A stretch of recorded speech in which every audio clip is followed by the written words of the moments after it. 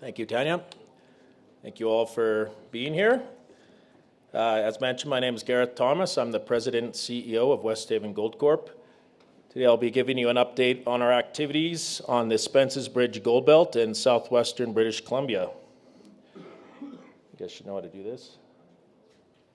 I'll be making some forward-looking statements throughout this, so be aware of that through the duration of the presentation. So Westhaven's a relatively simple story, somewhat simple. We made a major gold discovery off a major highway in 2018.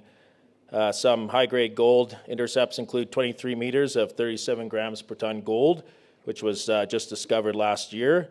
And we recently came out with a PEA in July, which I'll be touching on here shortly.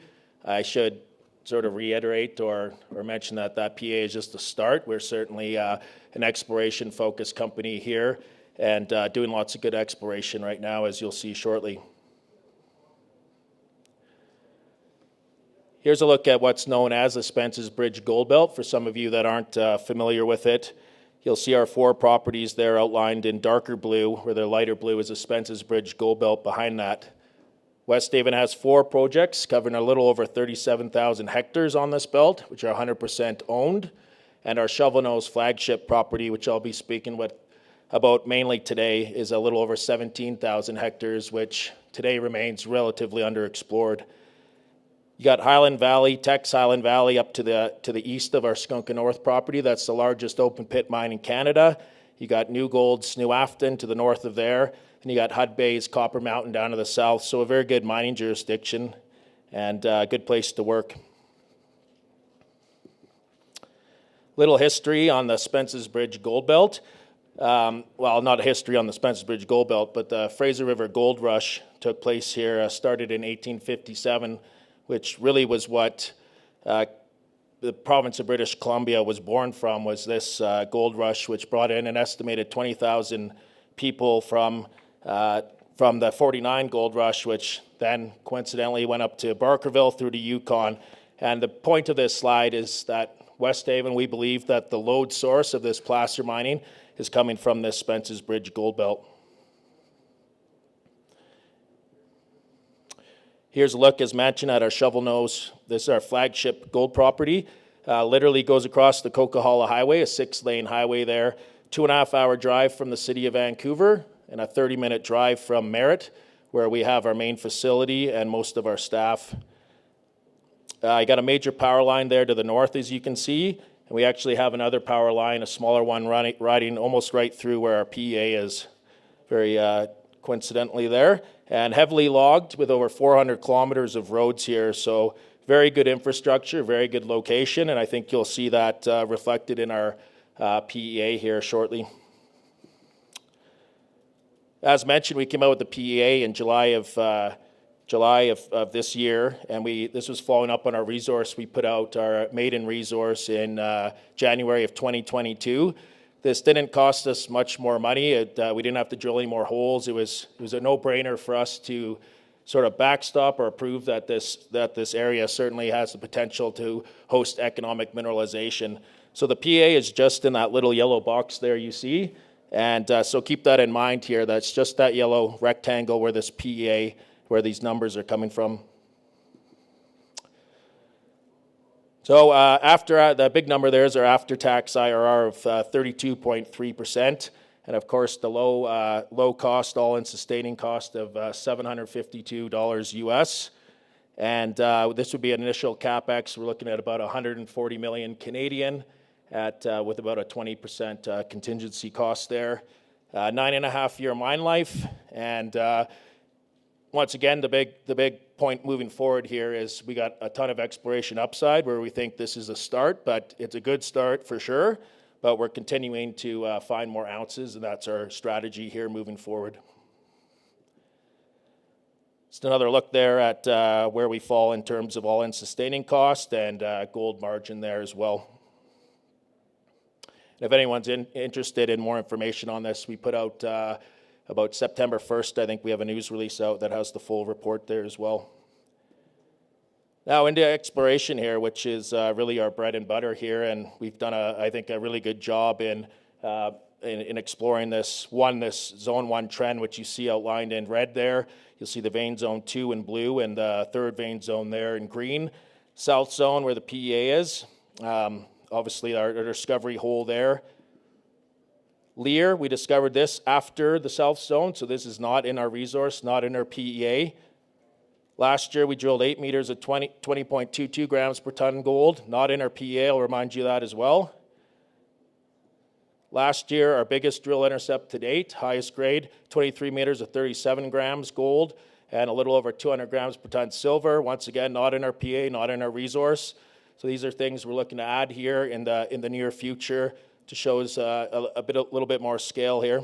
And then last but not least, the Franz, which is an outcrop discovered in late 2020, 12 meters of 40 grams, and most recently this year we announced 6 meters of 70 grams within that Franz outcrop. And this vein Zone 1, or Zone 1 trend, as we're calling it now, is open in both directions, as I'll show you here shortly as well.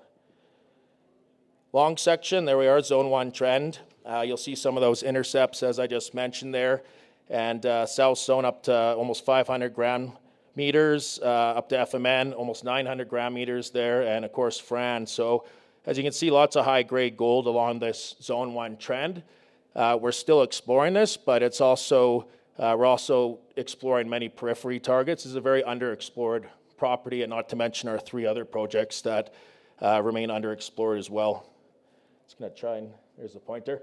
So here on our, between Tower and Mick there, you see in the FMN, there's a gap here, which we're currently drilling, and we've actually intersected what appears to be a new vein zone about 200 meters to the west of this Zone 1 trend that looks different. It's not a splay. We think it could be something similar to what we're seeing up at Franz, which is an offset of vein Zone 1. So 7 of our 8 holes hit this vein zone in this Tower Mick area, and they're in the lab pending assays now. And we'll be moving that 1 rig up to the Franz northwest, continuing a long trend there to the northwest as well there shortly. So for now, 1 rig going, and lots of boots on ground, unearthing a lot more targets, which I'll show you here as well. So some drill targets for 2023. Some of these we've drilled, and some of them we're on our way to drill now. We've drilled about 20,000 meters this year. 3 years past, 2020, 2021, and 2022, we've averaged about 40,000 meters. This year, we're taking a bit of a step back with the 1 rig and allowing us to put a lot more boots on the ground, and we're doing a lot of good work there. Geologists finding lots of good things. Down in this area here, where we did have a few drill holes, assays pending, our geos came across a hydrothermal outcrop on surface. So very exciting here, as it proves this vein system, where it was heavily faulted off here, down dropped, appears to be alive and well down here to the southeast. So pending assays on these rock assays as well, but we're very excited about that. And as mentioned, we'll be continuing along to the Franz northwest, and we'll have, we did drill here this year at Curtin, and we do have another vein zone up here at hydrothermal Breccia 2 as well, where we've had anomalous gold over 1 gram up to 3 grams here, and assays are pending here. We'll have those out in the short order here as well. Not to 3 of our other properties here, which we don't talk about enough. We've worked all 3 of these properties in the last year. In fact, we drilled Skunka, this property, last fall, where we had some good success extending the known strike there from 900 to 1,500 meters there. You see some of the highlights. Skunka North, we've worked there this year as well. Some of the highest stream sediment anomalies on this whole entire belt, up to 1,700 ppb gold. And Skunka, as mentioned, historically there was a drill hole of 12 meters of 20.2 grams per ton gold. We, as mentioned, have followed that up along strike. Skunka is fully permitted. In fact, we were looking to get back there this year. Due to forest fires, unfortunately, that area was once again on evacuation order. So we haven't had the chance to get back up there, but it's in the near future. If not this year, next year, we'll be getting back up to Skunka, as we're permitted there to drill and have lots of good targets there as well. Prospect Valley, we've been working there this year as well. and we have a permit application in line there as well. So all 4 of these properties getting work, but Shovel Nose is our flagship property, and be spending the majority of our efforts on Shovel Nose and in increasing our mineral inventory there.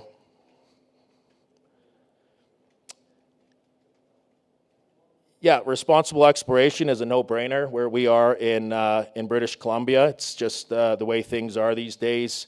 Transparency is extremely important, and we have a very good relationship with the local stakeholders and First Nations, and you can't say enough about that work. That's a big part of Westhaven's way. So yeah, about half our staff in Merritt there is First Nations and local, so very proud of that. A little bit on our company snapshot here. Last year, about this time, we announced a financing package with Franco-Nevada. That equated to about $10.2 million we had for selling a royalty to Franco-Nevada, and they also did a little equity financing as well. Today, we're sitting around $5 million in market cap, so about $5 million. So we got about $3 million in cash and about another $2.2 million coming from the mineral exploration tax credit within BC. We get 30% back on every hard dollar spent the following year, which is a nice incentive to work on these mineral claims. And big thing there is insiders and directors. We own about 24% of the shares outstanding, so very well aligned with our shareholders. And that's it. I guess we do have time for questions if anyone has any. Oh, Ralph? One over here. With the work to date, it looks like these things will be just open pits along the ground, I assume. But I don't see anything, I guess, so far, have you all seen anything that make you all think it'd be deeper underground routes? Yeah, I'll skip back here, Ralph, as we do have a bit of time here. Just back to our long section. That's a good question. So this PEA is based on, this is an underground PEA, but these ones you see here, so we get about 275 meters of elevation here. You can see we got a fair bit of overburden, so actually the PEA you'd be running to avoid this overburden, but here on FMN, this is fairly shallow mineralization, and in fact on Franz, that's an outcrop. So yes, these would be more looking at small open pit scenarios to feed into this sort of, but that being said, there is lots of potential still at depth here. In places, we've cut it off by hitting the andesite basement rock, but for the most part, very low density of drilling in here. We haven't done much drilling in here since we made this discovery, so what we now know is being very helpful in delineating targets in here. Hence, we found this new zone about 200 meters west off the Zone 1 trend. So you're thinking, well, this area has been a lot of drill hole pierce points here, but a lot of these were not located exactly. From what we know now, we have a full-time modeler. We're doing oriented core. We're doing a lot of good work in being able to trace where the source of these veins may be coming from. But yeah, good question on that. Well, thank you very much for taking the time.